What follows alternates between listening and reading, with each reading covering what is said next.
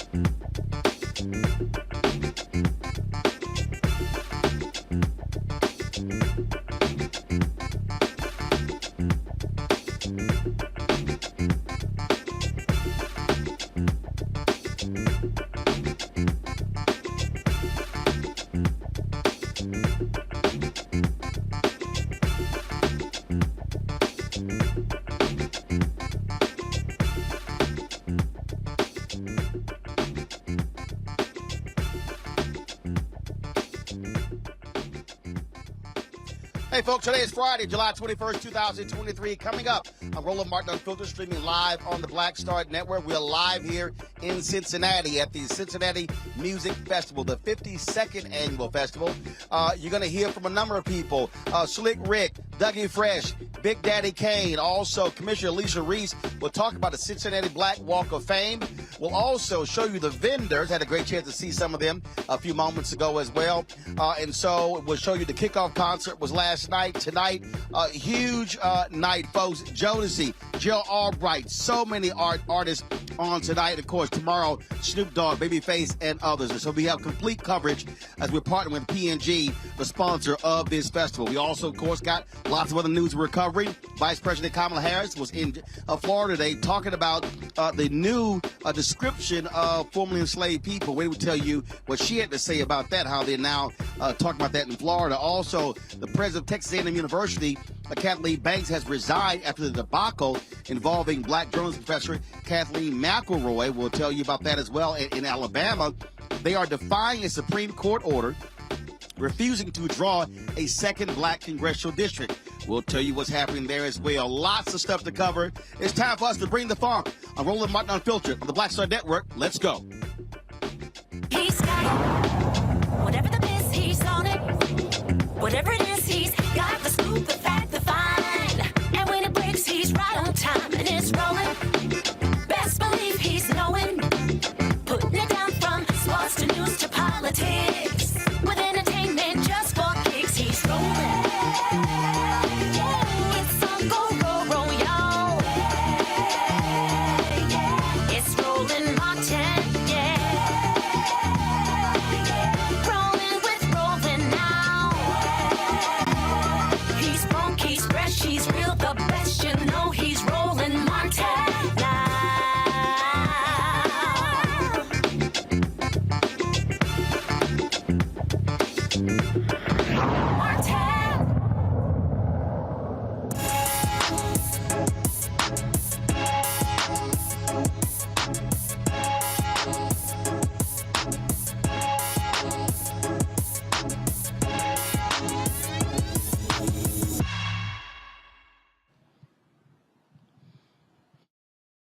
We are live here in Cincinnati, Paycor Stadium for the 52nd annual Cincinnati Music Festival. It's going to be kicking off in about an hour, 7:30.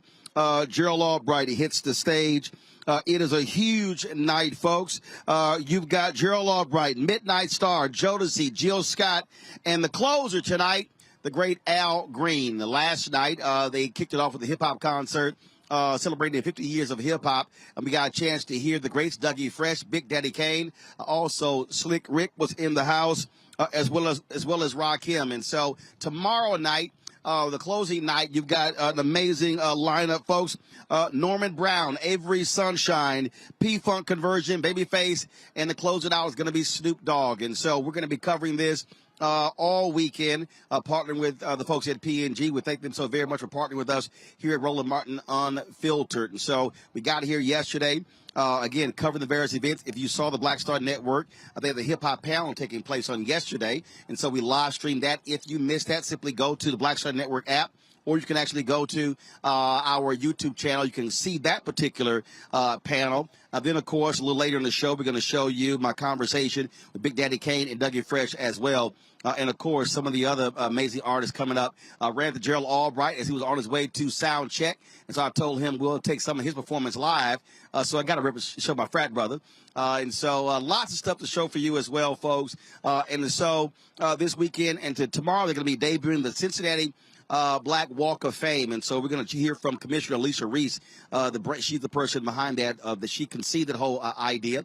So we'll show you what it looks like. And so tomorrow, beginning at 1 p.m. Eastern, we'll also be live streaming that program and the ribbon cutting ceremony and talking with this year's honorees. There's also a concert. The Ohio players will have that for you as well. And so you want to stay tuned to the Black Star Network for all of this unique coverage. You're not going to find this anywhere else. This is why we do what we do. And so we of course, are happy to be here and bring it to you live on the network, on the app. And, of course, you can also see our 24-hour, 7-day-a-week streaming channel on Amazon News, courtesy. Just go to Amazon Fire TV. You can see that. And also, we're now on Plex TV as well, and so you can catch us there as well. And so all kind of ways for you to access our content, bringing you stuff that no one else has. As you see right there, Plex, just simply go to their live TV and check out us there. And then, of course, Amazon News as well. So, again, a little bit later, we'll show you some of those interviews with Alicia Reese, the commissioner, as well as Dougie Fresh and Big Daddy Kane. I want to first start off today's show, though. Vice President Kamala Harris was in Jacksonville, Florida, giving a speech today, and she addressed the ongoing issues there where Florida has just made some changes to their education rules as to how they're going to be describing formerly enslaved people. They're literally putting it in the books there that they received skill set for personal benefit. It's angered a lot of different people how Florida is trying to now redefine the issue of slavery in this country. The vice president wasted no time addressing that issue in her remarks today in Jacksonville. There is extraordinary leadership, Jennifer and everyone else, in this state, and you are not alone. You are not alone. You are not alone. I'll tell you, yesterday I was traveling to meet with some folks when I heard the news about what happened here. And our team and the president, is completely on board with this. We said we got to remind the folks of Florida that you're not fighting out here by yourselves. We believe in you. We believe in the people of Florida. And so I decided to come and visit with you today. And, well, let me start by saying this. I am a product of a public school education. I was sharing with some of the teachers earlier, my first grade teacher, Mrs. Frances Wilson, God rest her soul, attended my law school graduation.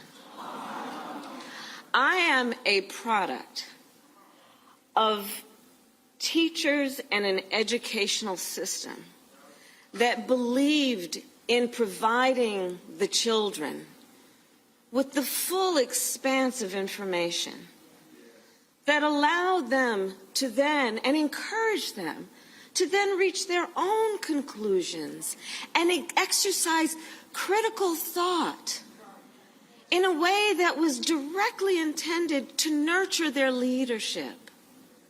I am fully aware that it is because of that approach that I stand before you as Vice President of the United States of America.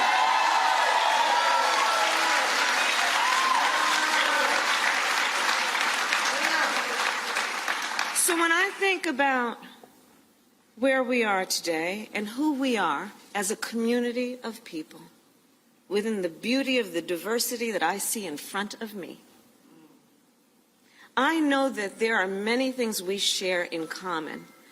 And first and foremost, we share in common a deep love of our country and the responsibility we each have then to fight for its ideals. That is so critically important on the subject then that gathers us here today. Because you see, when we think about it, part of true patriotism means fighting for a nation that will be better for each generation to come. Right? Believing that our nation is worth the investment in fighting for the children of America, that we will provide them with the information they need to go into the world and lead.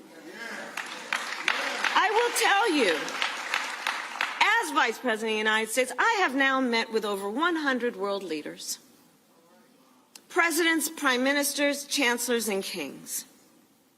One of the things about who we are as Americans is we can walk in those rooms with the authority earned, for the most part, except recently sometimes, earned authority to walk in those rooms talking about what it means to uphold democracies, the importance of rule of law, human rights. And when we walk in those rooms, we do it proud of the fact that we have been held up and held out as a role model. Well, the thing about being a role model is this.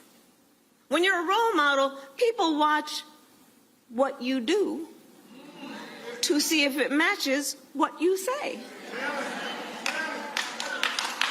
So understand the impact that this is having not only for the children of Florida and our nation, but potentially people around the world.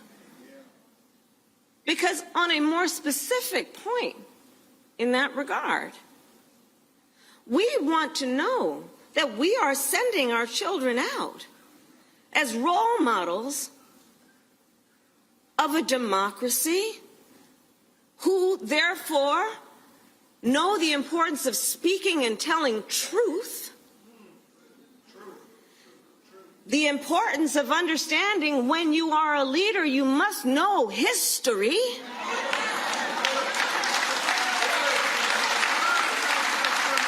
And by the way, be really clear.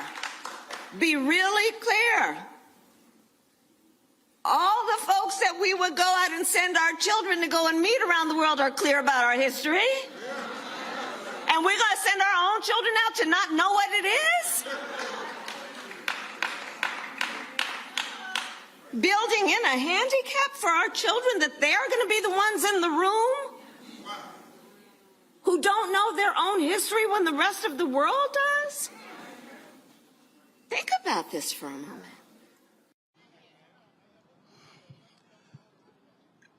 Joining us now, Matt Manning, civil rights attorney, also Michael Imhotep, host African History Network show out of Detroit. Glad to have both of y'all here. Matt, what really jumps out here, I think, when you look at what's going on, look, I wrote my book, White Fear, How the Browning of America is Making White Folks Lose Their Minds, the attack on critical race theory, the attack on DEI, the attack on affirmative action. And so what you have here are folks who are trying to redefine the history of this country. They've been so pissed off the 1619 Project. They're angered that African Americans and Latinos are now having their own voice, and we're seeing this thing play out in Florida, in Texas, in other places as well. Yeah, absolutely. And, you know, Gary Bledsoe, the president of the NAACP, in Austin there said, or rather in Texas, said, look, this is to show that this is no longer the lofty goal of just educating students. And that's what's so problematic about this. Colleges are usually the place where people go to have an exchange of ideas. So in that space, especially, you would expect that there would be an adherence to true historical standards and the truth about history. But beyond that, a tolerance for something you don't agree with. But what we see now is an attack in our legislatures and Congress, everywhere. They're attacking this idea of wokeism. And what's so problematic about that is that it's not intellectually honest. Most people have no idea what critical race theory is. They hear the word race and they get triggered.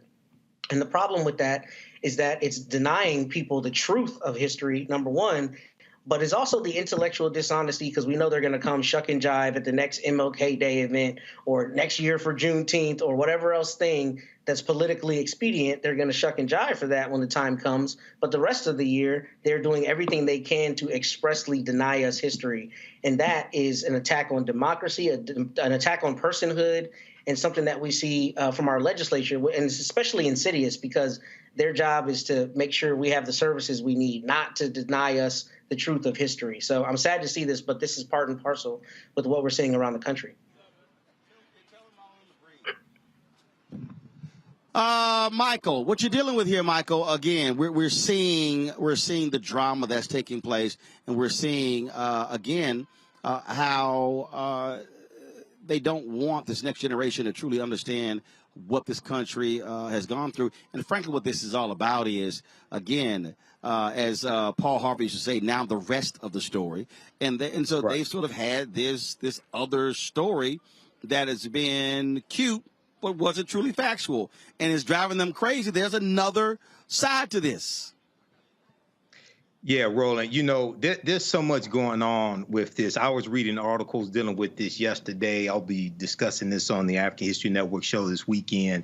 First of all, to try to do this revisionist history, and I haven't read the 216-page document that came from the Florida State Board of Education, but from what I understand, it includes controversial language like slaves develop skills which in some instances could be applied for their personal benefit. So when we look at this history, there were at least 262 skills, trades, and crafts that African people had in this country from 1619 to 1865. In the book by James Newton, The Other Slaves, Mechanics, Artisans, and Craftsmen, 1978, documents this, okay? But to try to reframe this history, and it appears like they're trying to make it like it was the norm for slaves who had skills to be able to make money while they're enslaved and benefit themselves, things like this. Yes, you have some instances of this, but this was not the norm, okay? This is not what happened to the majority of them. And, when we talk about this revisionist history, now this does not surprise me at all, because there was a 130-year campaign or so propaganda revisionist history surrounding the Civil War called the Lost Cause. And the Lost Cause rewrote the history of the Civil War. It made the South the heroes, the Confederates the heroes. It made them the victims of the Union. Okay, it said that the Civil War wasn't because of slavery, it's because of secession. It said that the Confederate soldiers were heroes and all different types of things like this. And one of the biggest pieces, maybe in the last 40 years, of that revisionist history would be the TV show The Dukes of Hazzard, either intentionally or unintentionally, because the car that was really the star of the Dukes of Hazzard is called the General Lee, named after General Robert E. Lee, who was a traitor to the Union, the Confederate general from Virginia. And on top of the General Lee car is the Confederate battle flag of Northern Virginia, which is a symbol of the insurrection, okay, which was General Robert E. Lee's regiment, okay? So we have to have a better understanding of history to see these threats coming. And lastly, this is the power that a governor has. And Ron DeSantis, even though he may act stupid, he has a degree in history from Yale University. He may act stupid, but he's not ignorant of history. Okay, so this is the example, another example of why elections have consequences. We have to stop threats like this. All right, folks, hold tight 1 second. We got to go to a break. We come back. We're here, of course, in Cincinnati for the Cincinnati Music Festival. They're going to be starting about 7:30 tonight with the performances. You're going to be hearing from Dougie Fresh, Big Daddy Kane, Commissioner Alicia Reese, and others, folks. So we got some great stuff for you, breaking down what's happening here, the 52nd Annual Cincinnati Music Festival. A lot of y'all who watch this show, I've been seeing y'all all around Cincinnati, and so we appreciate all our fans here as well. So we'll be right back on Roland Martin Unfiltered on the Black Star Network.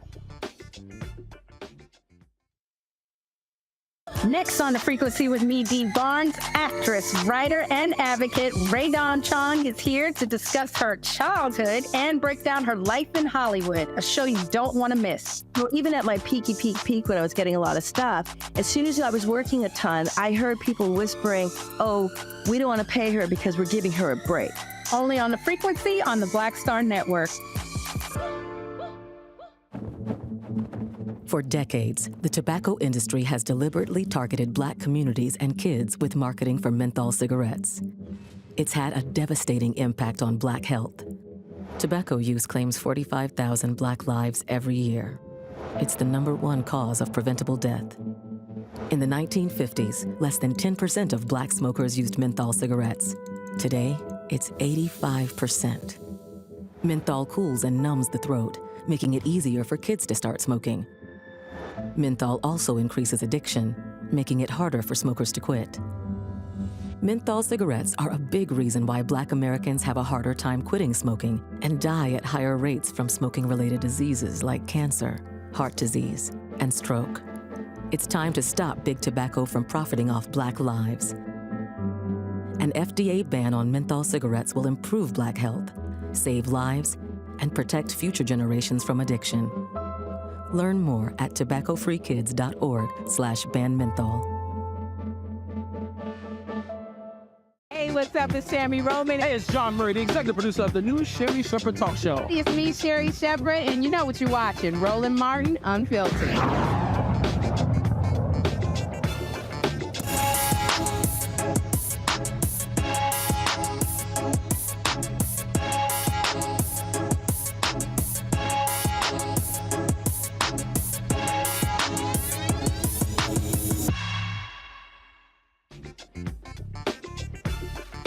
Folks, welcome back to Paycor Stadium. We're here in Cincinnati for the Cincinnati Music Festival. Gates are going to be opening in about 5 minutes. We just made that announcement.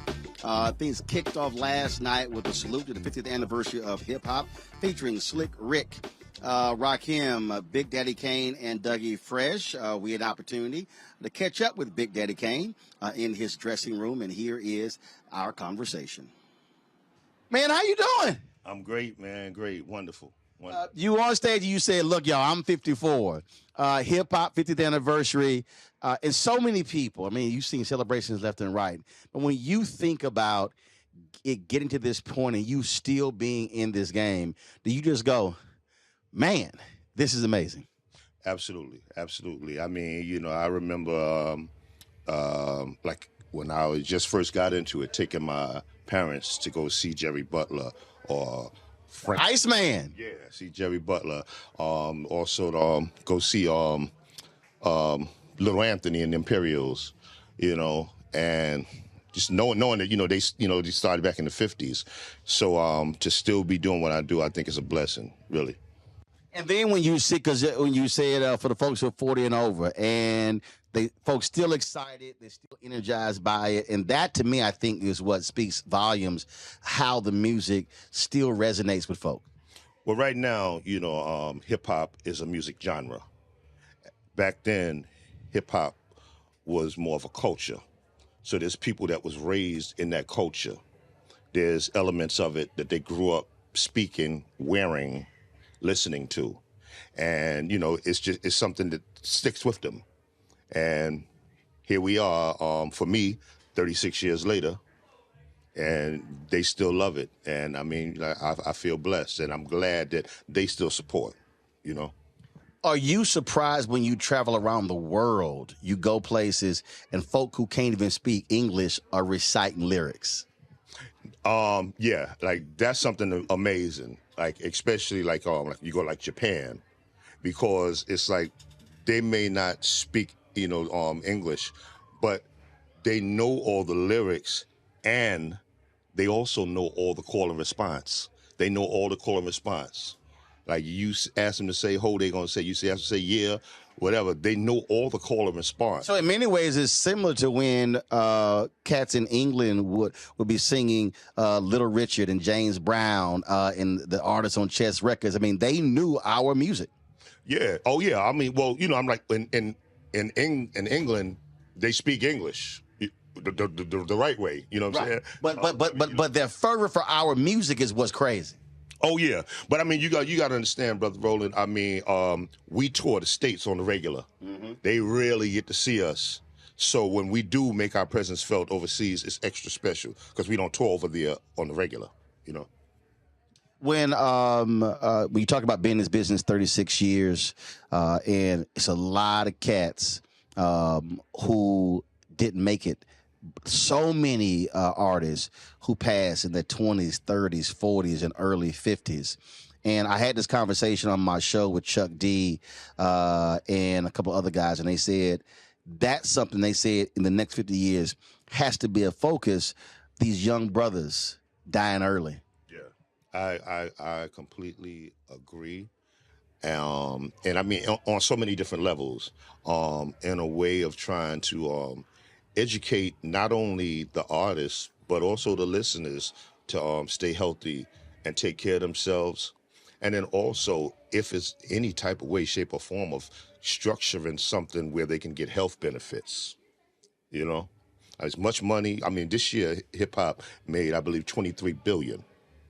So there's enough money around there, because I mean, we've artists like Melly Mel, Grandmaster Flash, Kool Herc, that paved the way. These are the ones that started all of this, right?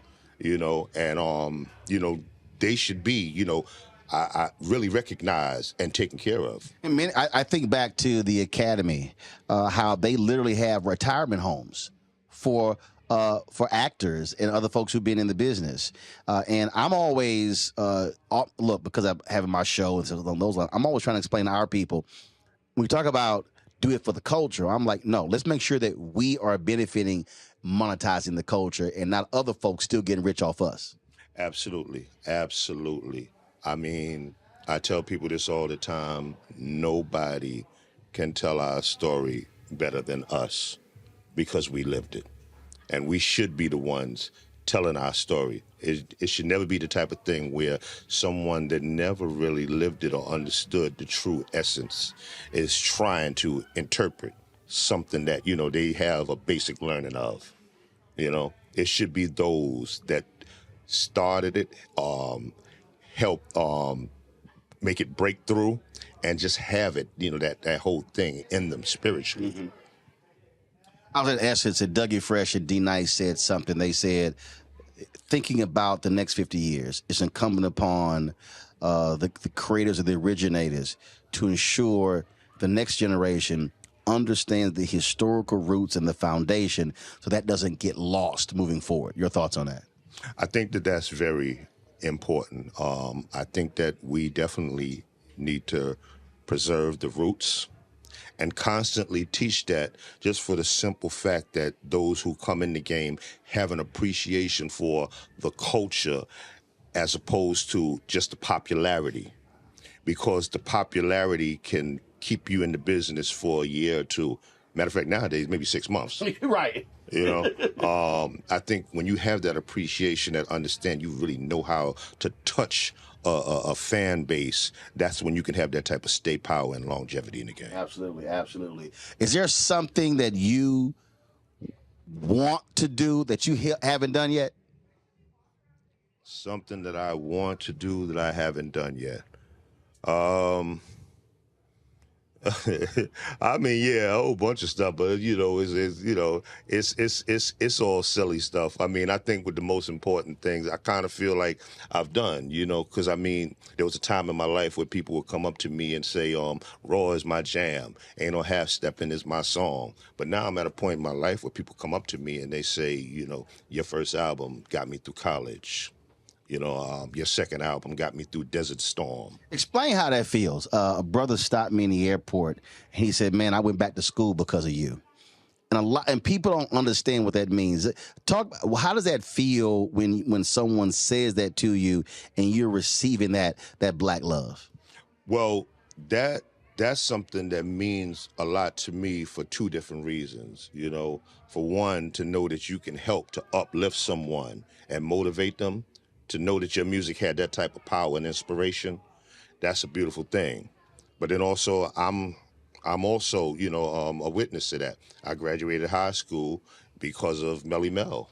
I wouldn't have graduated high school if it wasn't for that song Beach Street Breakdown by Melly Mel. So I get it. Last question for you. You were one of the early cats who understood dressing like a grown man.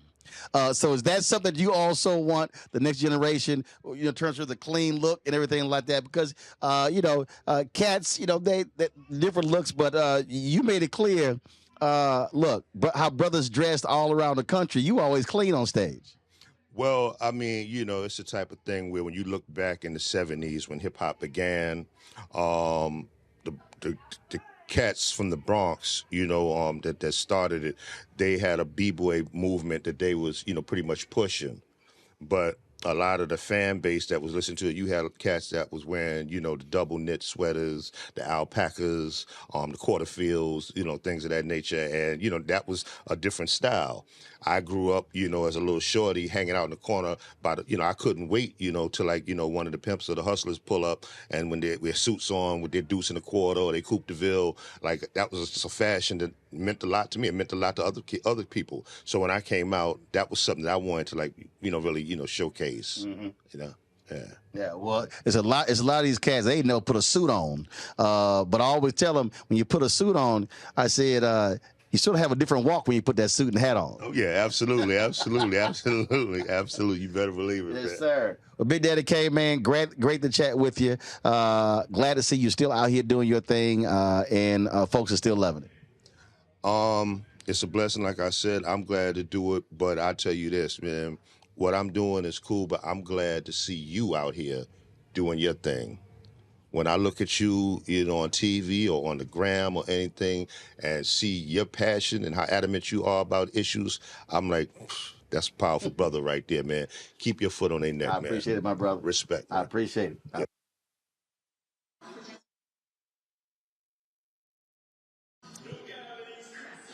So Matt and Michael, it's so interesting. We have this 50th anniversary of hip hop, different celebrations. People talking about the music, but as we talked to with Big Daddy Kane, but also you're going to hear from Dougie Fresh, we also got to deal with who's making money off of this culture. And that's one of the things that T.I. always talks about. We have to always be monetizing our own culture. And I think that has to be a large part of all these conversations, Michael, because it's great to talk about, we contributed this and we did this and we did that. But the question is, who's getting paid from it? And unfortunately, it's not a lot of us. Yeah, Roland, I totally agree. First of all, great job in interviewing Big Daddy Kane, who I follow on Instagram. Okay, I'm a big Daddy Kane fan. It's so much that he said there. And yes, we have to control this art form, this culture. And I was born in 71, so I saw the birth largely of hip hop and saw it go through its different phases. Okay. And I've gotten to know some hip hop artists and interviewed them on the African History Network show. And one of the things I think is important to understand with this 50th anniversary of hip hop, at the Essence Music Festival, that was July 2nd through the 4th, I watched a lot of the performances on Hulu Live. I saw Megan Thee Stallion's performance, Eve, Trina, all of them. But before Megan Thee Stallion performed, there was a panel discussion with Yo-Yo, okay? You can't play with my Yo-Yo. And one of the things Yo-Yo said is that she said, we need to have a real discussion about this music, and I'm paraphrasing, coming from the female hip-hop artist, because she said a lot of this music is slut music, okay? When we look at, there was just a statement from Fabulous, hip-hop artist Fabulous, and he said that he meant no disrespect to anybody. He said he liked to see female hip-hop artists rhyme and things like this. But he said today, it seems like it's only one type of female hip hop artists that's being promoted and getting the airplay, things like this, okay? And then Bow Wow. We remember Bow Wow when he was a child, Chad Moss. And there was just an interview that he did, and we posted on our fan page, the African History Network, where he talked about how today, a lot of these hip hop artists, you don't have to have talent to be a hip hop artist. And he said he thinks the trend is about to move back to where you have to have talent. So the 4 elements of hip hop were MCing, breakdancing, graffiti, and DJing. The 5th element was knowledge, okay? This is historical, so we have to put the knowledge back into hip hop.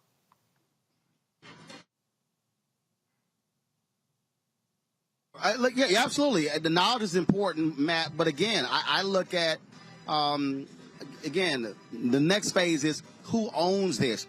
Who owns the music? Who's making money off of the clothing? Who's making money off of all of this? And what I don't want to see is us continuing to make other folk money and we not benefiting from something that we created. Especially where it's weaponized before it's monetized by people who weaponize it, right? So I'm not quite as long in the tooth as you and Michael, as I like to say. But even in my lifetime, hip hop has, a lot of artists have gone from being vilified, right, to being monetized. So to your point, it's absolutely something that people need to make sure they're making money on. And beyond that, you know, there need to be more artists, which there are a great deal now, who are standing up and recognizing the value of their product and how much leverage they have, right?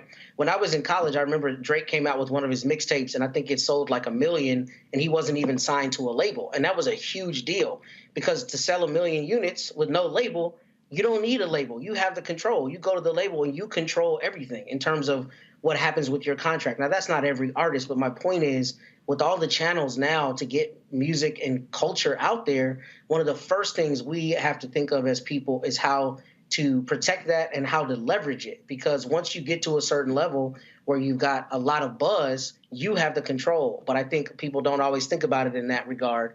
So that's an important thing to make sure that artists are not only protecting themselves, but that they're giving themselves the appropriate value of their product before they put it out into the marketplace and control how that happens. Indeed, indeed. All right, hold tight 1 second. When we come back, we're going to hear from Dougie Fresh, the human beatbox. As we are here at Cincinnati Music Festival, we're also going to be hearing from Commissioner Elisa Reese talking about the Cincinnati Black Walk of Fame that's going to be debuting tomorrow. Here, we're going to be covering that live, and so we got all of that for you. Plus, I took a walk of a lot of the vendors here, a lot of our fans, and so we just want to show y'all, give y'all a peek of what it looks like on the outside of the stadium, as well as we're here covering the 52nd annual Cincinnati Music Festival from Paycor Stadium. We'll be back on Roland Martin Unfiltered. Don't forget, support us in what we do. Download the Black Star Network app, Apple phone, Android phone, Apple TV, Android TV, Roku, Amazon Fire TV, Xbox One, Samsung Smart TV. Support our Bring the Funk fan club. See your check and money orders, P.O. Box 57196, Washington, D.C. 20037-0196. Cash App, $RM Unfiltered. PayPal, R Martin Unfiltered. Venmo is RM Unfiltered. Zelle, Roland at RolandSMartin.com. Roland at RolandMartinUnfiltered.com. We'll be right back.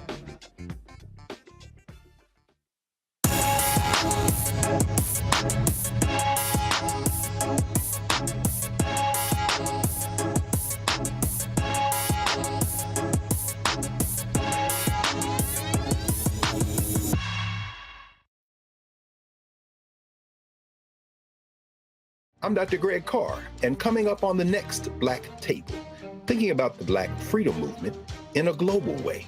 Dr. John Monroe joins us to discuss his book, The Anti-Colonial Front, which maps the social justice movement in the United States and its impact internationally, from Asia to Africa, and how movements like anti-communism were used to slow down racial equality, like critical race theory today.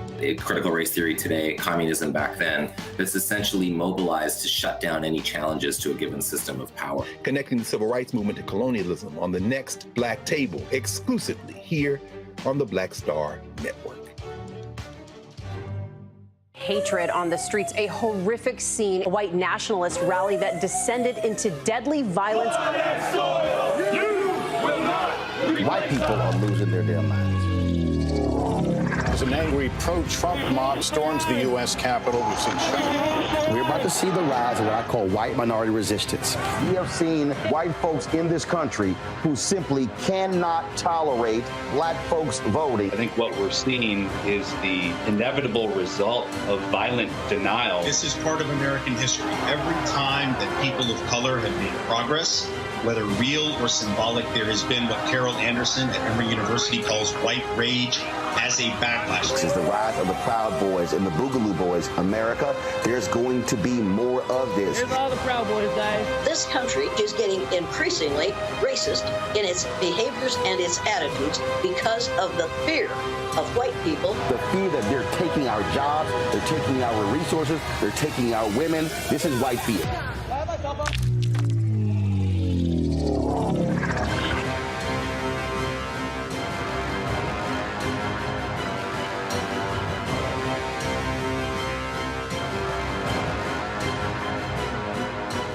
On the next A Balanced Life with Dr. Jackie, we're talking all things mental health and how helping others can help you. We all have moments where we have struggles, and on this week's show, our guests demonstrate how helping others can also help you.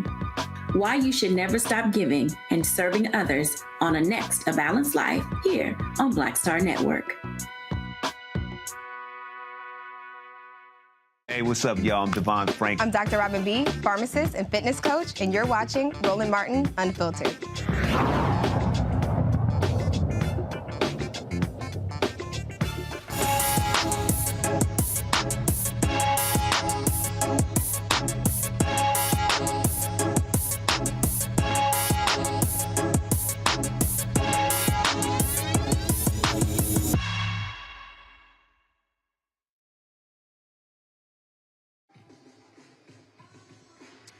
All right, folks, welcome back to Paycor Stadium. We're at the 52nd Annual Cincinnati Music Festival. He is a human beatboxer. He is a brother who is a pioneer in hip-hop. He is my homeboy, Dougie Fresh. He, of course, performed last night to kick off this music festival. And we also caught up with him backstage, and here he is, our conversation. What's up, man? Man, look, everything is good now you here. Always good to see you. You know, it's always good to see you. Both of us came quite colorful for Cincinnati. I mean, you know, I'm seeing you keeping your personal tailor intact. Always got something slick on. Well, you know. I always ask you, because, I mean, it's exclusive. And then I ask you, I say, yo, where you get it? Oh, yeah, I had that brought in. Yeah, I had that shipped in. I was like, yo, is he just saying this to me? No, I got a white one that is going to be ready next week. I had the Kente ordered from Ghana. Brother, and you know I've been to Ghana, so this is authentic. Oh, yeah. No, I got a guy there who I say I want this. He makes it and then ships it to me. Right, well, I mean, and you know, honestly, we got to have a conversation about that because you're the only guy that I see consistently with all these different authentic fabrics. Well, you know, the thing for me is like, look, I got 8 tuxedos, I got 120 suits, but one, I want to be different. I want to be, and plus, people kept expecting me with the ascot, and I was like, see, that was first. Right, That was the and people go like, what ascot? So I'm like, hold up. I said, I got to hit y'all with a curveball. So now they don't know what I'm going to come out with. Brother, I'm telling you, you know I keep it 100. I have not seen nobody with your pieces on, man. Beautiful work, man. Beautiful pieces. Man, let's talk about 50th anniversary of hip-hop. You've had all these different events, and folks have been focusing on it. And I really think you said something when we were in New Orleans. You talked about the importance of establishing the foundation and the history so those coming forward do not forget the 5 elements. Right. Well, you know, one of the things that's interesting is that people don't understand. Sometimes we do things like in our history alone, and we don't understand the connection. I remember when I was in South Africa, and I seen some brothers and sisters dancing in a circle. And I said, yo, we used to do that at the rooftop in Harlem. And some of the things we do are just so natural, so authentic, so genetic. And when I'm looking at hip hop and I'm seeing all these generations, I think they need to understand why this happened, how this happened, and how to keep it going. So I'm always sharing with them because I say this too. I say I got love for the artists that I hear today, but I respect the pioneers that paved the way. And I'm always trying to teach them about DJ Hollywood, Love Bug Starsky, Busy B, Curtis Blow, Cold Crush Brothers, fantastic, just Cool Herc, just people that I was fortunate enough to learn directly from, which made me have to push myself creatively and take a chance when nobody would take a chance. I think the benefit today, I sort of look at, Ben and Alpha, we talk about our 7 jewels, where they all passed away. But I look at the National Association of Black Journalists. For me, a lot of our founders, they're still with us. So the benefit for many artists, they can still learn from those who created it. They're still here. Right. They just have to be willing to want to sit down and pick their minds and talk about it. Right, and sometimes they do. Like if I run into Jeezy, we sat in his room and had conversations about hip hop. He asked me about Tupac. How was he? What was he like? Because the Tupac used to run around with me. So I'd tell him about Tupac, tell him about Biggie. And a lot of guys are interested in the information, but sometimes we got to slow it down. Kind of like when we get together, you know, I see you moving, but when we take a minute and we there, like when we was out there in Paisley and we talked and you got into that conversation and started breaking down, meaning like just information that you carry, you know, I think that we got to slow it down and have conversations amongst ourselves so that we can get a better understanding of this thing called hip hop. Because for it to last for 50 years, 50 years, and where it came from and where it's at now, it's a hell of a story, man. And I think that what I look at, because I'm always following the money. Of course. You look at cats today, and they understand how we have to monetize our culture. I always say that other folk have gotten very rich off of us, and you're seeing folks who understand now owning clothing labels, owning spirits, owning aspects, not just signing marketing deals, not just signing endorsement deals. To me, I think that's the most important piece moving forward, us monetizing this culture. And you know, what you're saying is so powerful because, see, we're so creative that we're just thinking creative and we're not looking at monetizing the culture. And some people are mad when you see brothers and sisters out here making great money. I'm not, because I know how this is and I know how this was. I was one of the fortunate ones. I was able to own my masters at a very young age, own the publishing. Prince and me used to sit down and go through things. Me and Michael Jackson talked about the ownership of masters and publishing. James Brown was a little different. He told me, son, read your Bible and always take care of your feet and take care of your teeth. Take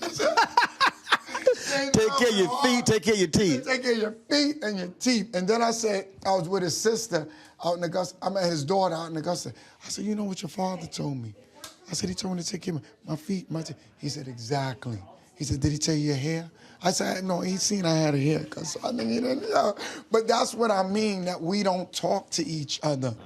I was telling Kane that when we don't talk to each other, we can't help each other, and we don't share with each other. Like what you doing with your station and the way that you got it going on. You know, I remember when you broke off and did this. You know what I mean? And we've been talking about it, and this is, you know, we got to inspire people to do what you did, to do what hip-hop did. What you did is what hip-hop did. Mm-hmm.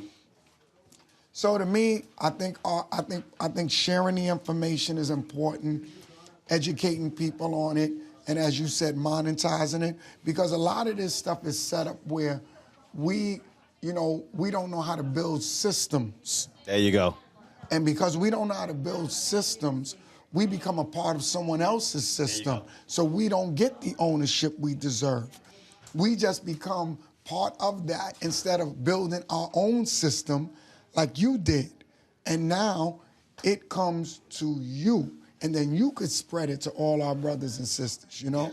When I read Uncle Luke's book, and he talked about when he was selling his own merchandise, and other cats were they'd already sold off their stuff, and they were like, "Dude, what you doing?" He was like, he said, "I was making 30, 40 grand after every show."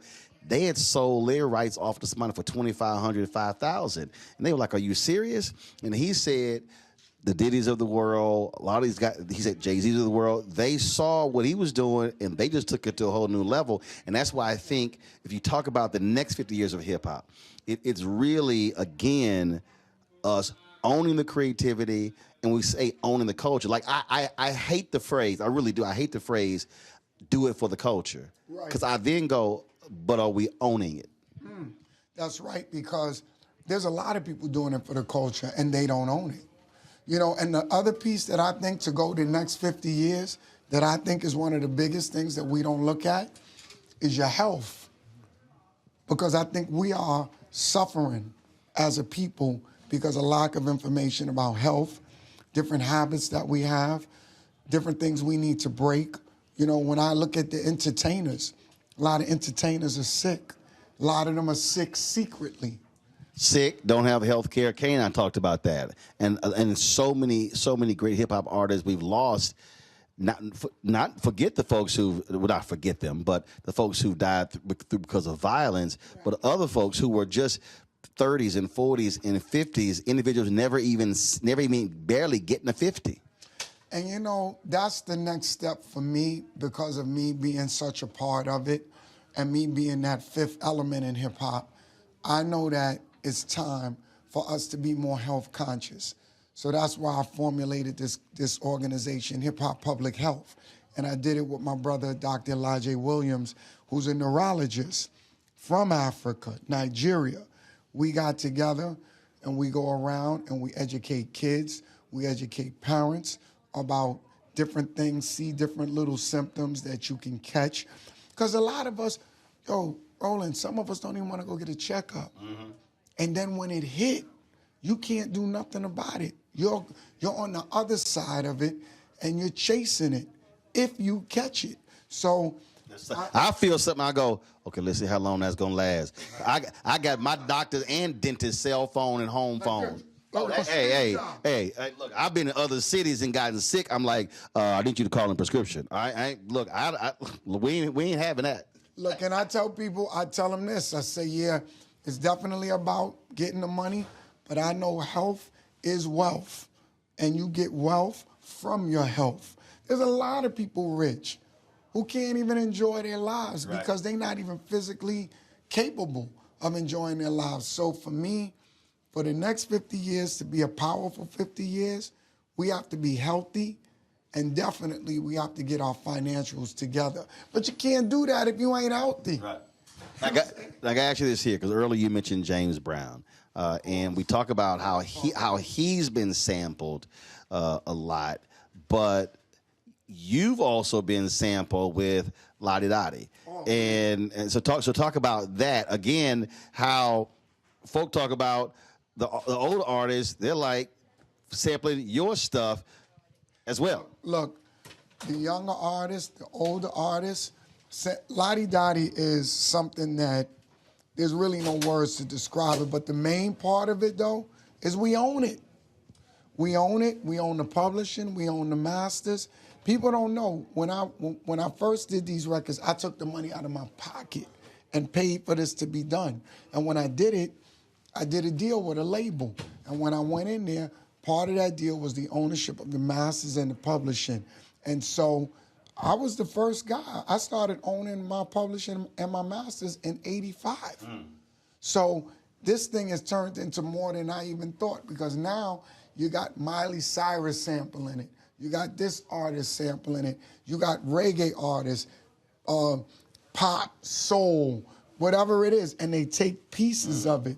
You know, Beyonce used our stuff multiple times. And we're not greedy. You know what I mean? We want them to use it, and we also because it extends it. And when they make it popular, somebody else goes, "Hey, I want to grab it." Right. And if they sample their record, I get a piece of that record. You know what I'm saying? So this thing is just going on and on. That's where the phrase "how to make money when you sleep." Oh my God, man! Even when Biggie did Biggie, Biggie, Biggie, can't you? I go to schools and I say, "Do you know that?" And they start singing it. I say, "You know that's my song." They be like, "Are you serious?" So you know what I mean? So I'm catching the younger generation. Right. If they not doing the Dougie, they hearing different songs with different samples in it. So I'm so engraved in everything that's going on that you can't even extract me. You know what I mean? So you saw like Lionel Richie now being on American Idol. It's a whole different generation now vibing to this 70-plus-year-old dude. Brother, I'm telling you, I'll be feeling so thankful about it because I'm still happy doing it. People are able to use the different things that was created along the way, and there's more creation to go. And I like to collaborate with a lot of the new artists because to take this energy that I got and put it with what you got, and we combined it, we making something new. That's what I do with Stevie Wonder. I go hang out with him, I'm doing the beatbox, he starts singing, do that again, do that again. You know what I mean? So it's that kind of, you just keep creating, keep being thankful, man, and just, you know, and just take care of yourself.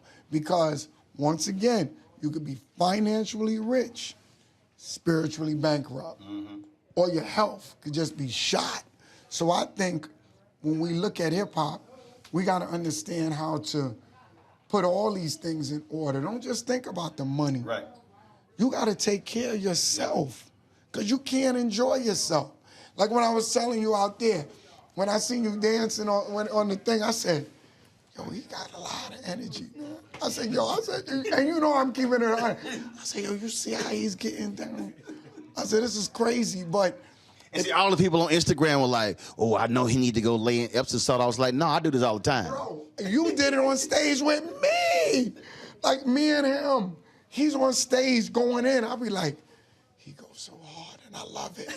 See, I have a simple philosophy. If I go home and my clothes are dry, I'm pissed. That's right. But if I got to go home in the hotel and peel my clothes off, I'm like, that was a good night. That's what I tell people, too. I tell them, I say, look, after I finish shows sometimes, I say, look, if you hired somebody to come and do your show and they don't look like this right here, you better get your money back. There you go. And they go like this, yes, yes, yes. Because, man, I'm telling you, we got to put everything into it, man. You know, if you really love what you do and you're doing what you love, nobody got to tell you. You're going to do it naturally.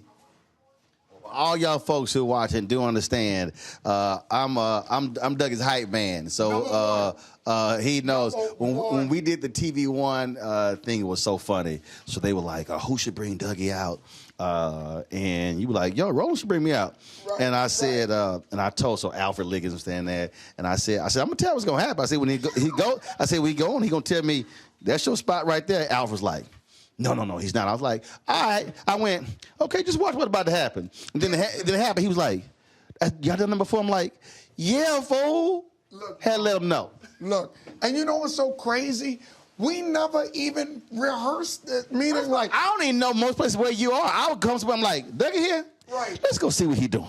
Look, and remember the last journalist thing out in the You got me up there. It was because of you. You were like on the third floor? Third floor. He was looking, he said, where's he? Somebody on stage, they said, hey, Roland, Dougie on the third floor. Ain't nobody up there. I was like, I'm going to get him. Look, he went upstairs and got me and brought me down, and we turned it into something that night.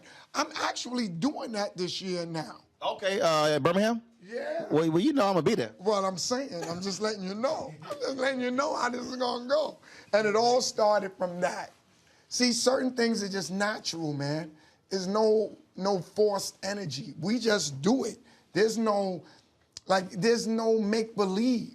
You know what I mean? It's so natural that people be thinking, yo, was y'all rehearsing that in the back right there? Nope.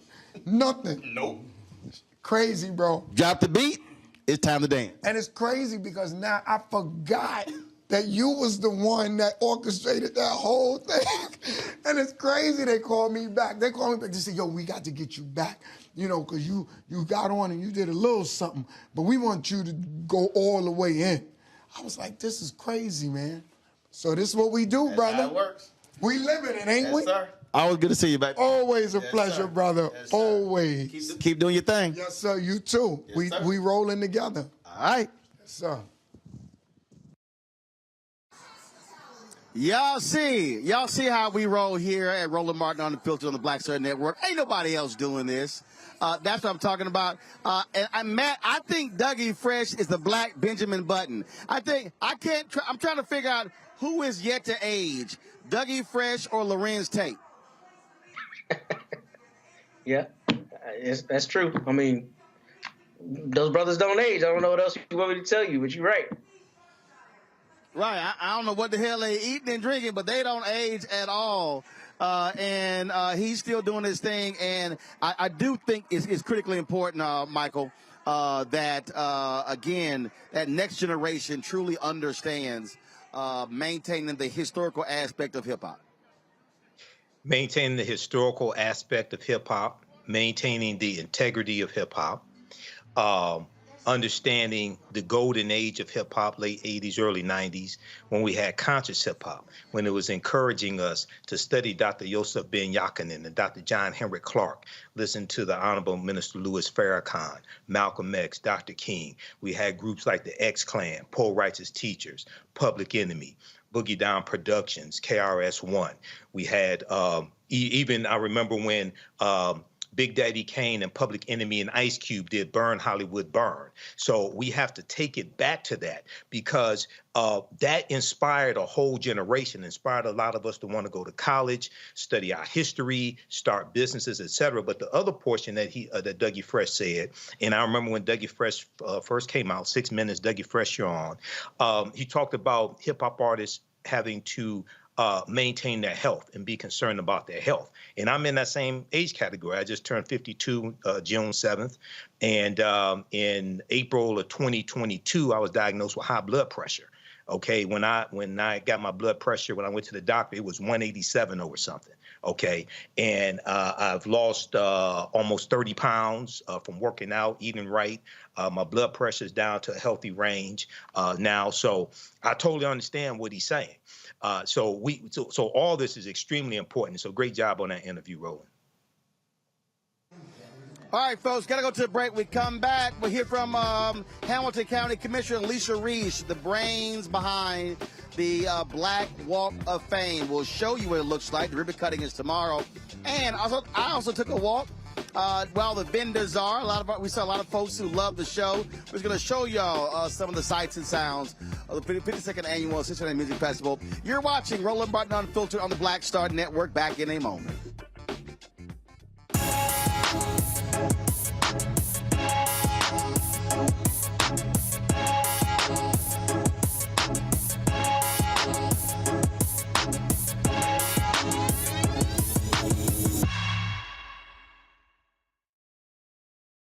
When you talk about blackness and what happens in black culture, we're about covering these things that matter to us, speaking to our issues and concerns. This is a genuine people-powered movement. There's a lot of stuff that we're not getting. You get it, and you spread the word. We wish to plead our own cause.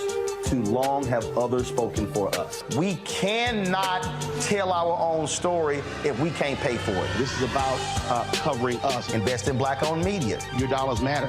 We don't have to keep asking them to cover our stuff. So please support us in what we do, folks. We want to hit 2,000 people, $50 this month, raise $100,000. We're behind $100,000, so we want to hit that. Y'all money makes this possible.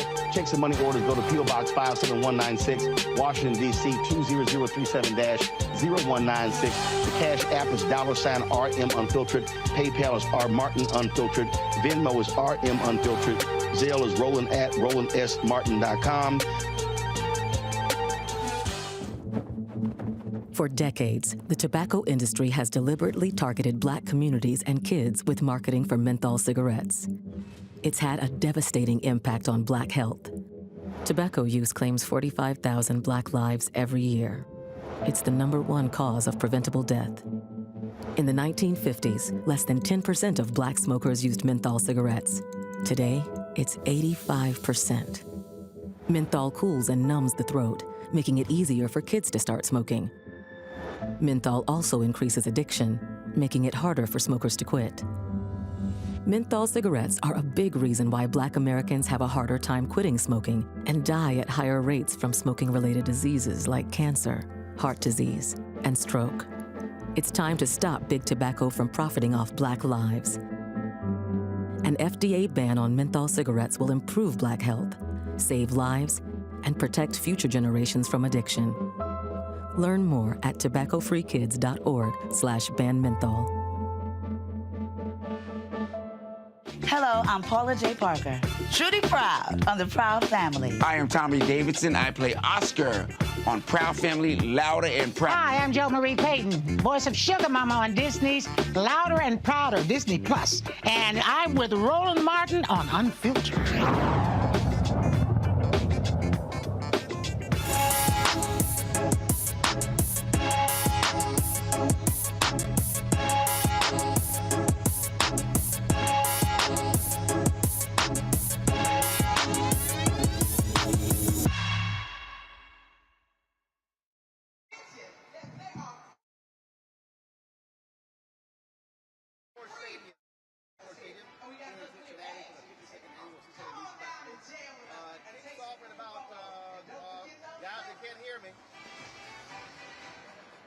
Welcome back to the Cincinnati Music Festival, Paycor Stadium.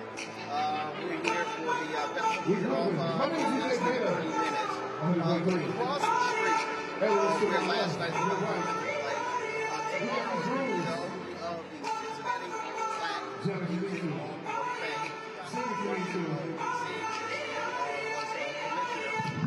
The person who conceived this was Commissioner Alicia Reese.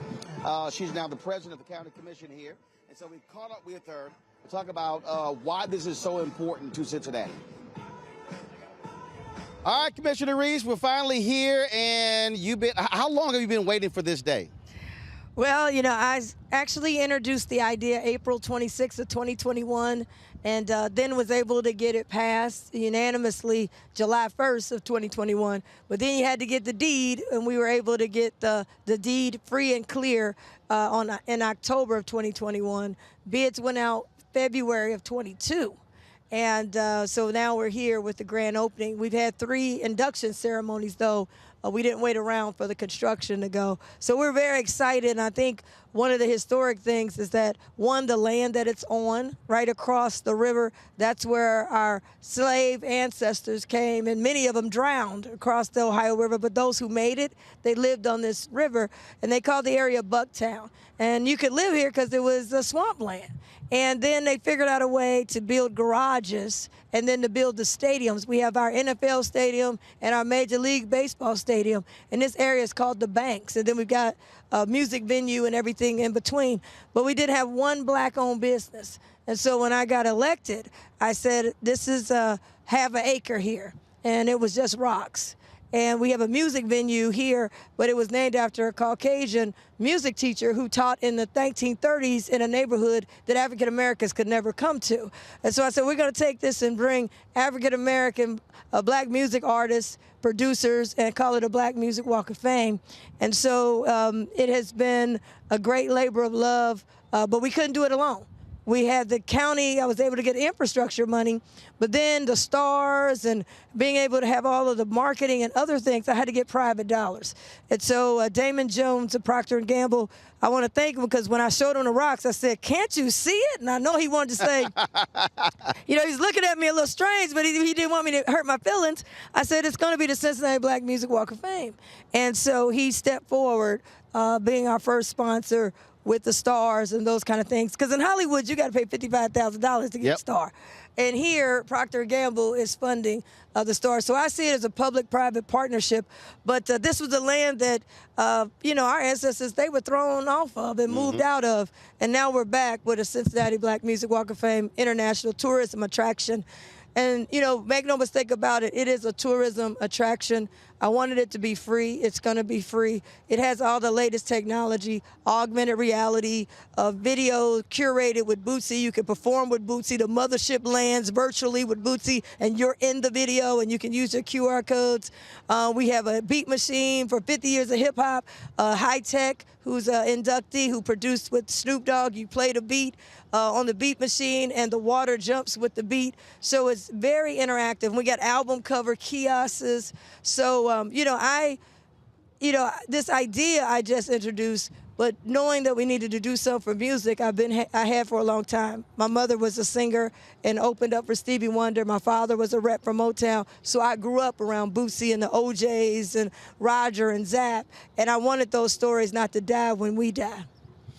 What makes this different? Because there are other walks of fame, as you mentioned. There are other black walks of fame. Right. Well, what makes it different is that it is a tourism attraction. It's not just some stars and you walk along the stars and take pictures. It is a half an acre of nonstop music when you walk in. There's beds of music at each layer. Like I said, there's a beat maker. All of this is put together just for the Walk of Fame, a 3D star that you could take selfies with. You've got augmented reality. You go by the music monitors and you can sing along and see yourself and download the QR code. It's very interactive. We got over 60 black music influencers. You can learn about it. It has Braille. It has the vibration for people who have hearing impaired. It's very interactive and experiential. And so in tourism, we call it experiential. And so when you come here, it's an experience. It's like a amusement park of a half an acre, but with technology. One of the things that, and this has really been last 20, 25 years. I remember when there were the battles with the police here, when there were the massive protests, all of those different things that were taking place, and black folks in this city have really been fighting and advocating. Not just where's our money, but also ensuring that black folks have a place and can be recognized. And as your point, you of course, not far from us is the National Underground Railroad Freedom Center. So talk about that again. What people who don't understand what this fight has been like for the last quarter of a century. I mean, it's been really tough. I mean, because, this land is where African Americans was thrown out. They had black laws, and they were run out of here to other neighborhoods, a neighborhood called the West End, and they ran them out of there. Our fight is for ownership.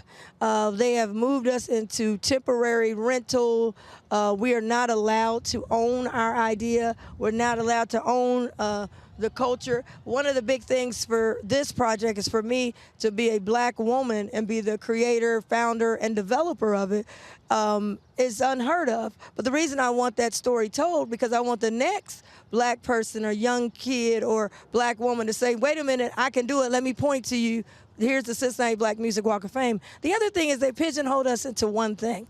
I am a very big supporter of the National Underground Railroad and was in office and tried to help with that, get it going. But we have a football stadium, NFL. We have a baseball stadium that is just baseball, owned by the taxpayers, the stadiums.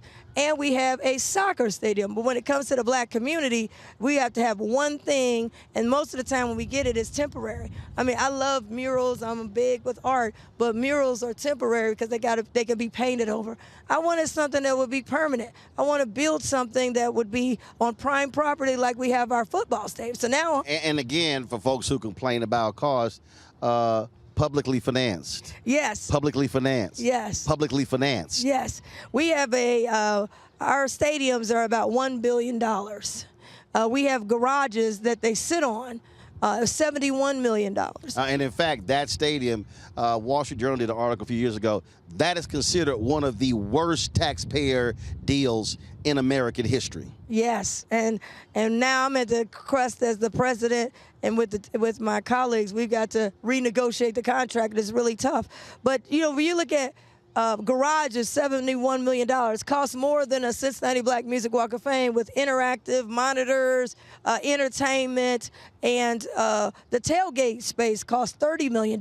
No one ever questions it. Right. And so people have asked me, why a Black Music Walk of Fame? I said, well, number one, why not? But number two, that's the missing link. And we collect taxes from diverse people. But for 150 years in county government here, people that look like me never got a return on the investment. And so it's just a half an acre out of 198 acres.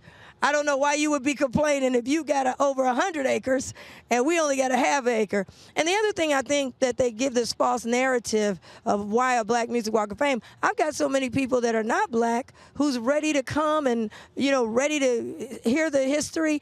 And I remember a lady that was a CEO, white lady, and she told me, she said, what's the problem, Reese? I said, they said they want something for everyone. She said, it is for everyone. Everyone could come and learn, dance, and enjoy. And that's what it has been. But sometimes with the media, they want to make this narrative to keep people apart. But I'm telling you, people from all over the world are going to be here. You talked about tourism, and the reality is we spend a significant amount of money when it comes to tourism. And what you're now seeing, you're seeing many of these southern states now trying to benefit off of civil rights tourism. The very same folk who instituted Jim Crow and oppressed Black folks now want to make money off of Black folks.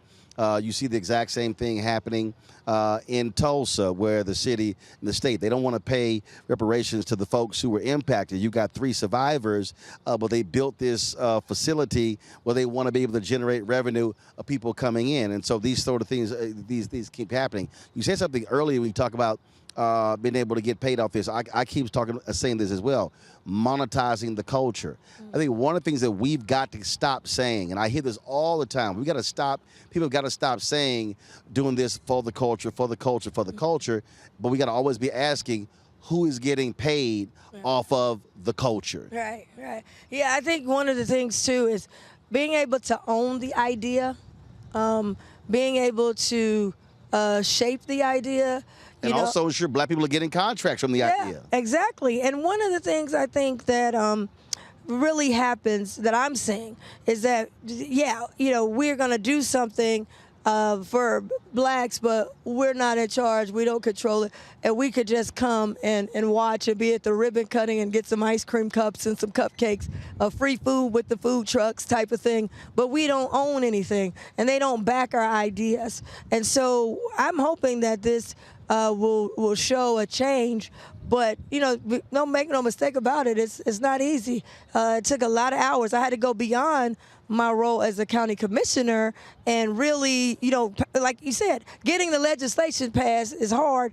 But once you get it passed, you can't go to bed on it. That's what happened with Juneteenth. The legislation passed, but the people still didn't know they were free. And so after the legislation, that's when the real work begins. And so I'm down here with the hard hats because there's still might be resistance. We're going to slow it down. We're not going to move as fast. What are you talking about? But once everybody kind of got on board, I'm down here every day. I'm looking at it. I'm making sure I'm telling people about it. And so I'm very excited about what we've been able to do. But it's been over, like you said, great odds that we were able to do this. So I think this is what makes it kind of different and unique is that it's where it's positioned. The fact that we have a lot of Black music artists who've been from this area who've gotten Grammys everywhere else, but nothing permanent at their hometown. And now they got something permanent. They can bring people down. Hometown or home state. I mean, there are a lot of top acts that'll come out of this state, especially bands. Yes. And a lot of them are in here. You got, Zapp and Roger, Ohio players who are going to be performing live for the induction ceremony. Penny Ford, who travels and performs all overseas with I Got the Power. There's so many people that came out of here. L.A. Reid, who went on to become a big-time executive in the music business, came from the public school system right here. Of course, Bootsy Collins and so many more. OJs. So the OJs from Heatwave, yes. And a lot of people didn't know, Heatwave right here up the street at Dayton, Ohio. John Legend, a lot of people say, he's from here? Yes, he's from Ohio. So Brothers Johnson? Huh? Brothers Johnson? I'm trying to remember what. Brothers Johnson. I don't know if they are from here. I gotta look them up. But it's a whole. We know Lakeside. Someone said, I didn't know Dottie Peebles was from Dayton, Ohio. You know, it's just so much. Donald Lawrence went to school here at CCM and studied music here. So, you know, Kathleen Battle. I mean, we could go on, but we have to have a place where it's going to be permanent, that people can come to. And we're excited. I mean, even the granite that we've used, is the same granite that President Obama is using for his library. And the reason why I know it, because they came and said, after we had agreed to it, before his library got started, they said, oh, we won't be able to use that. President Obama has all the granite now. I said, oh, now you're going to blame that on him too? But we have the same granite as President. It's quality. And what you told them? Go find some more? Right, go find some more. And, you know, the other thing, they would even question, is it going to be quality? You know, just, you know, black music and black person putting it. Is it going to be quality? It is super duper quality. And we have diverse people working on this project. We created 155 jobs. It's going to have an economic impact of millions of dollars. So we're very excited about it, and I really believe people from all over the world will be coming back, especially when they hear about it on Roland Martin as we move forward. A last question for you. What's next? I mean, obviously, you have this annual music festival, but that's just 2 to 3 days. You know, what are you also, you know, looking to do that sort of year-round to get people to understand coming here, but also understanding the history?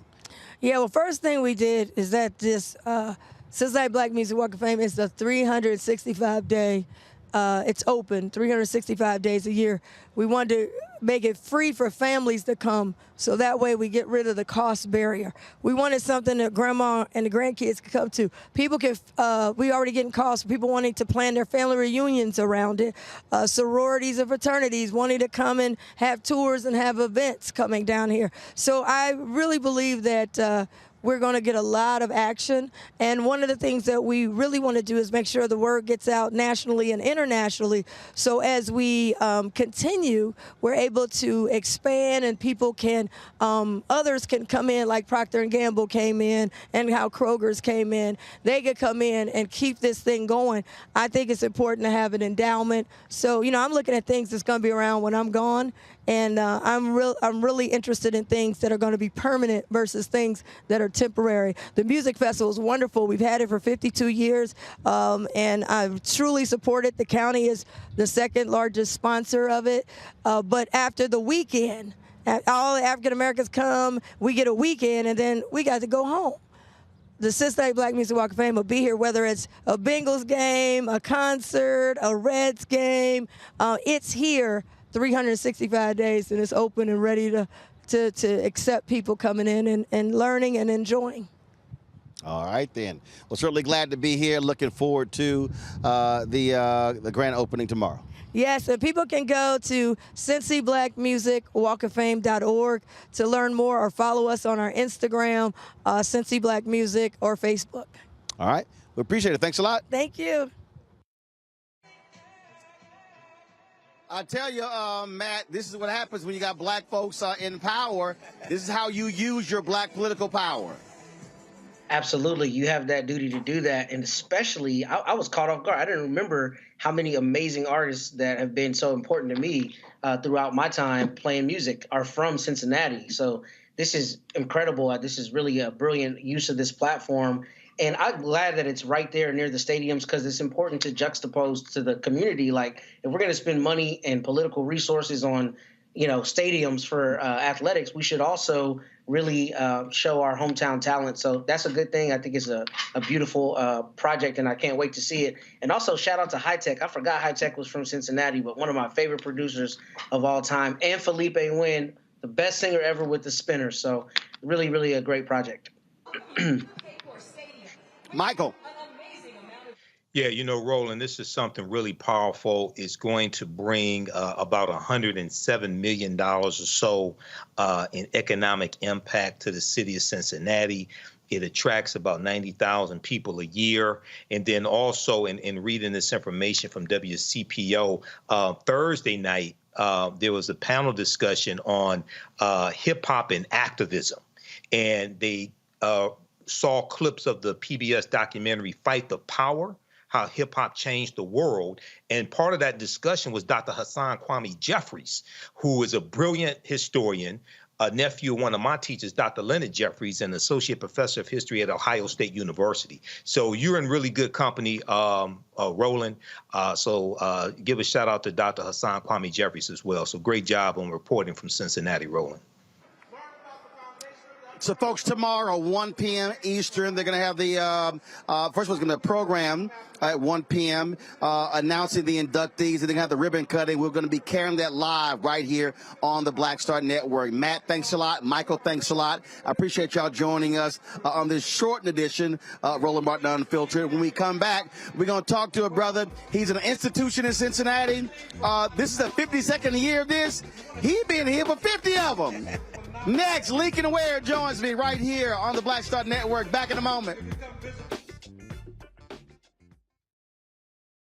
When you talk about blackness and what happens in black culture, we're about covering these things that matter to us, speaking to our issues and concerns. This is a genuine people-powered movement. There's a lot of stuff that we're not getting. You get it, and you spread the word. We wish to plead our own cause. Too long have others spoken for us. We cannot tell our own story if we can't pay for it. This is about covering us. Invest in black-owned media. Your dollars matter. We don't have to keep asking them to cover our stuff. So please support us in what we do, folks. We want to hit 2,000 people, $50 this month, raise $100,000. We're behind 100,000, so we want to hit that. Y'all money makes this possible. Check some money orders. Go to P.O. Box 57196, Washington, D.C. 20037-0196. The Cash App is $RM Unfiltered. PayPal is R Martin Unfiltered. Venmo is RM Unfiltered. Zelle is Roland at RolandSMartin.com. Hey, what's up? Geek Tony in the place to be. Got kicked out your mama's university, creator and executive producer of Fat Tuesdays, an air hip-hop comedy. But right now, I'm rolling with Roland Martin, unfiltered, uncut, unplugged, and undamn believable. You hear me?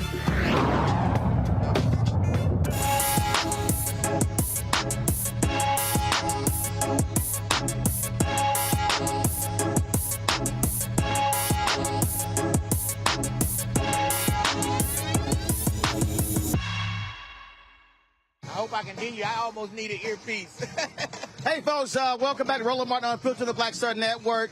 We're here at Cincinnati Music Festival. The man next to me needs no introduction, an institution in Cincinnati, a radio host, Lincoln Ware. Lincoln, how you doing, man? Hey, Roland, I'm doing great. It's good to see you again. Always good to see you.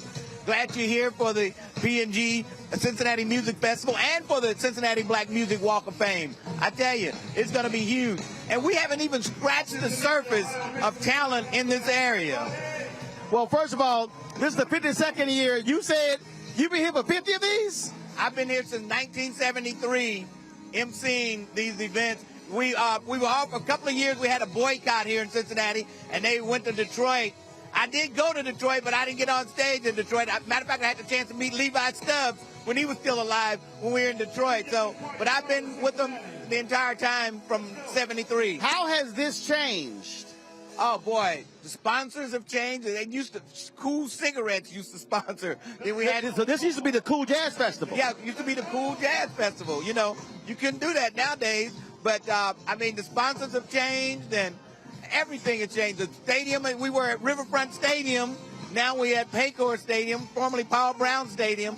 So a lot of things have changed. The people who run it, Dino Santangelo started it off. Joe Santangelo taking over after he passed away. Well, I'll tell you what, you got a lot of African Americans all around the Midwest. And many people say this used to be basically the Essence Festival of the Midwest. Yes, it did. I'm telling you, people come from everywhere, from Mississippi to New York. They're up here every year. And last year we had Janet Jackson here, and it was just off the chain. But this has been a yearly event for a lot of people, especially Chicago. Chicago brings more people than anybody in the country right here. Talk about you celebrating 50 years in broadcasting. Oh, man, a lot has changed. From splicing tape, when we used to edit, I used to have a razor blade and some tape to edit commercials and stuff. Now it's all digital. A lot has changed. I haven't been able to keep up with it all. All I understand. Well, man, look, it is always good to see you. Good to see you. Congratulations on 50 years in radio. Thank you, Roland. So I had to give you a little airtime. Hey, so it's always good to see you, baby. Appreciate it. Good to see you. All right, folks, here's the deal. That is it for us. Again, we're going to be covering all weekend. Go to our app. Go to our YouTube channel. We're going to be live tomorrow. We're also going to have post coverage next week as well. And so a lot of things we'll be covering right here with Procter & Gamble from the 52nd Annual Cincinnati Music Festival. I'm about to go enjoy my frat brother, Gerald Albright. We're going to be doing interviews with a bunch of different celebrities as well. So y'all want to stay tuned. We're the only ones who are doing this. This is why we do what we do. So we thank for y'all for checking us out. We're going to have great coverage all weekend. Do not want to miss what we're doing. I'll see you guys tomorrow right here on the Black Star Network.